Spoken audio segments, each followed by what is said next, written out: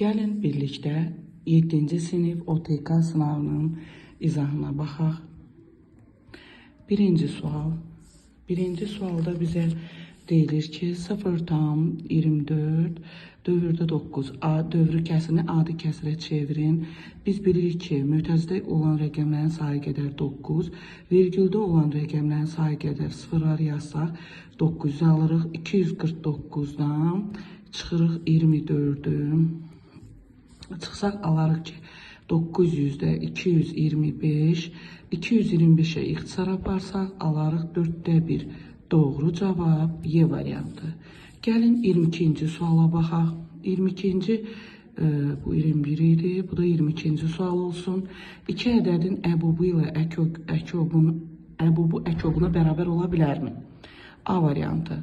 Əgər ədədlər ardıcıldırsa, biz bilirik ki, ardıcıl ədədlərin əbubu 1-ə bərabərdir.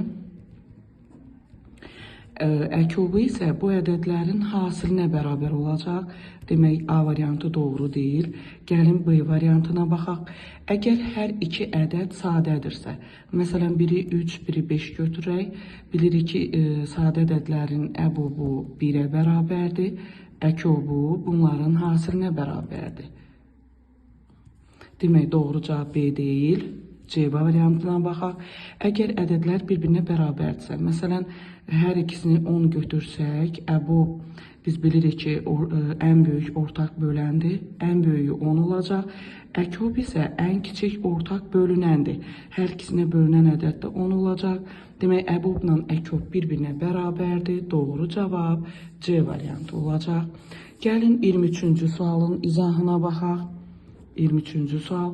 Üçbucağın bir təpəsindəki daxili bucağı çəkirik üçbucaq. Bir təpəsindəki daxili bucaq 50 olsun. Digər təpəsindəki xarici bucaqların cəmini tapın. Bu təpədəki xarici bucağı tapsaq, bilirik ki, daxili və xarici qonşu olduğuna görə fərqi 130 verir. Demək, xarici bucaq 130-dur. Üçbucağın xarici bucaqlarının cəmi 360 dərəcəyə bərabərdir. Buradan alarıq alfa plus beta bərabərdir 230-a. Doğru cavab C variantı. Gəlin 24-cü suala baxaq. Uyğun tərəfləri paralel olan iki bucağın cəmi 160 dərəcədir. Biz bilirik ki, uyğun tərəfləri paralel olan bucaqlar ya bir-birinə bərabər olur, ya cəm 180 dərəcəyə bərabər olur. Burada isə cəm 160 olduğuna görə bu bucaqlar bir-birinə bərabər olacaq. Buradan alırıq ki, alfa bərabərdir 80 dərəcə. Doğru cavab B variantı. Keçək, növbəti suala baxaq. Növbəti sualımız bizdə 25-ci sualdır. Gəlin 25-ci sualı birlikdə oxuyaq. ABC üçbucağının B təpəsindən keçən BD daxili şüası bu bucağı iki bucağa ayırır. Demək, ABC üçbucağını götürsək, A, B, C, B təpəsindən BD daxili şüasını keçirsək, iki bucaq alınır, X, Y götürək. Bu bucağın tən böləni X bölü 2, X bölü 2 olacaq. Bu bucağın tən böləni Y bölü 2, Y bölü 2 olur. Tən bölənlər arasındakı bucaq 53 dərəcədir. Onda alarıq 2-də X plus Y bərabərdir 53. Buradan alırıq X plus Y bərabərdir 106 dərəcə. B bucağı, yəni A, B, C bucağı X plus Y-ə bərabərdir. Yəni 106 dərəcə almış oluruq. Doğru cavab B variantı. Gəlin 26-cı suala baxaq. 516 bölək 504 vur 509 ifadəsini sadələşdirək. Bölmə əməlində qüvvətlər çıxılır. Vurmada isə qüvvətlər toplanılır. Buradan alırıq ki, 521-ə bərabərdir. Doğru cavab C variantı. Gəlin baxaq. 27-ci sual. Aralarındakı məsafə 620 kilometr olan A və B məntəqəsidir.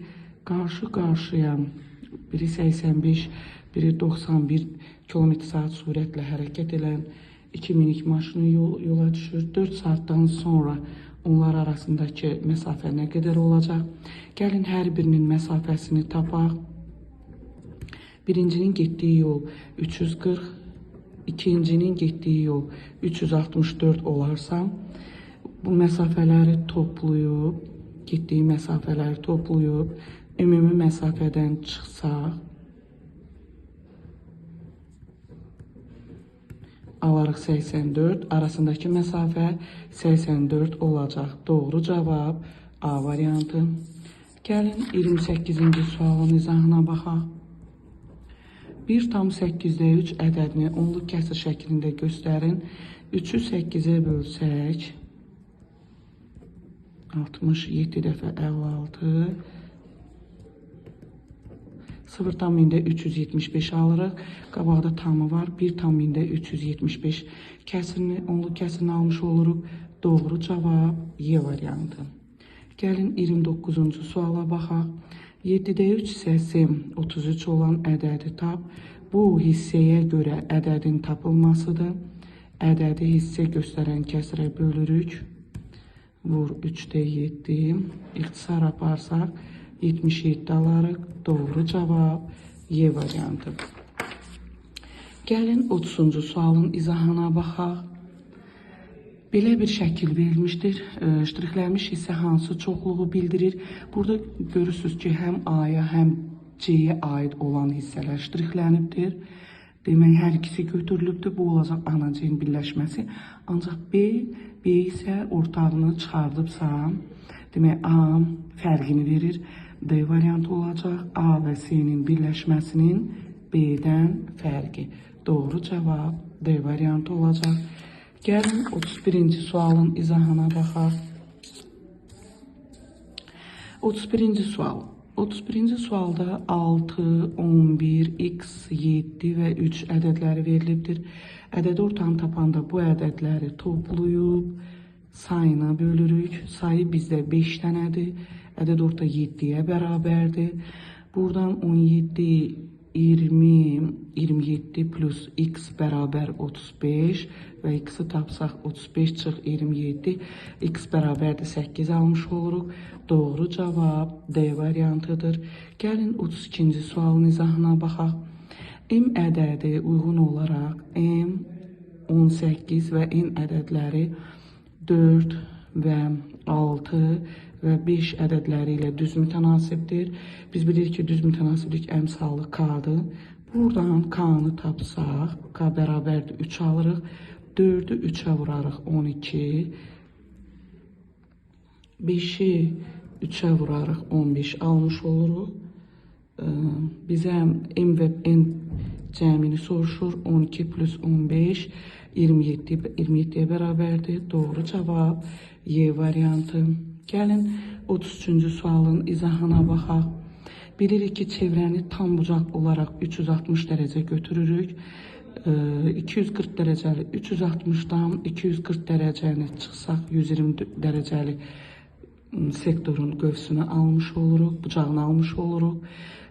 Bu sektor çevrənin bilirik ki 3'də 1'ini təşkil eləyəcək.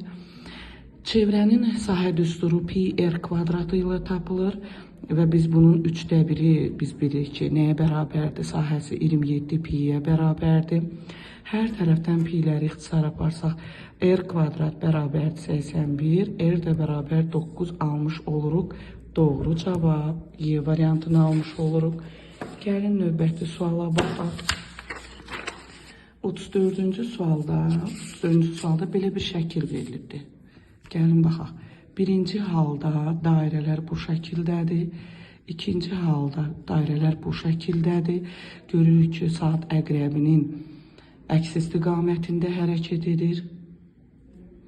Üçüncü halda bu şəkildə olacaq. Dördüncü halda şəkli çəksək belə olacaq. Beşinci halda yuxarıya qalxmış olur 2 dairə. 6-cı halda bu şəkildə olacaqdır. 7-ci halda isə bu şəkilə gəlib düşəcək. Bizə deyir ki, 7-ci addımda şəkil necə olar? Bu da bizdə hansı variant uyğun gəlir? C variantına uyğun gəlmiş olur. Gəlin 35-ci sualın izahına baxaq. 24 hektar neçə kvadrat metrə bərabərdir? 1 hektar 10.000 kvadrat metrə bərabərdirsə, 24 hektar 240.000 kvadrat metrə bərabər olacaq. Doğru cavab C variantıdır. 36-cı sualın izahına baxaq. Bərabər yanlı üçbucaq, biz bilirik ki, oturacağa bitişik bucaqlar bərabər olur. Rombda qarşı bucaqlar bərabər olur.